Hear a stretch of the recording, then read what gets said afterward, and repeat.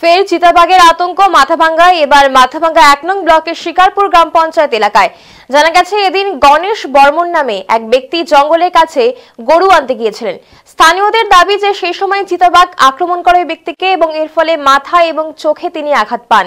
স্থানীয়রা উদ্ধার করে মাথাভাঙ্গা মহকুমা হাসপাতালে তাকে ভর্তি করে। খবর পেয়ে ঘটনাস্থলে আসে মাথাভাঙ্গা থানার পুলিশ।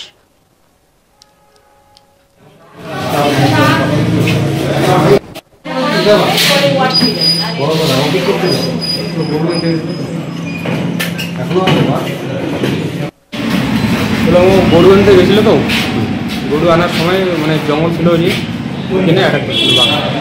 মানে শোনা গেছে, আমি শুনলাম তো বাড়ি থেকে। চিতাবাঘ এটা কোন জায়গাটা? এটা বড়লা বিডিএমসির সামনে। বিডিএমসির সামনে। তা যে আহত হয়েছে তার নাম গণেশ বর্মন। বয়স কিরকম? বয়স 58 এরকম। হ্যাঁ 58। তারপর কোথায় মানে কোথায় কি করেছে ওনার? হ্যাঁ ওনার কোথায় লেগেছে? ওনার চোখে লেগেছে, কপালে লেগেছে। মানে চোখে কি থাবা দিয়েছে? হ্যাঁ চোখে থাবা দিয়েছে, চোখটা একটু বাইরে হয়ে যাচ্ছে। এখন কি ওখানে আতঙ্ক আছে? আতঙ্ক আছে, লোকজন আছে? লোকজন আছে। বন দপ্তরের লোকজন গিয়েছে? হ্যাঁ বন দপ্তরের লোকজন গিয়েছে? বললাম বুঝলাম। বন দপ্তরের লোকজন গিয়েছে ওখানে? এই যায় না এখনো।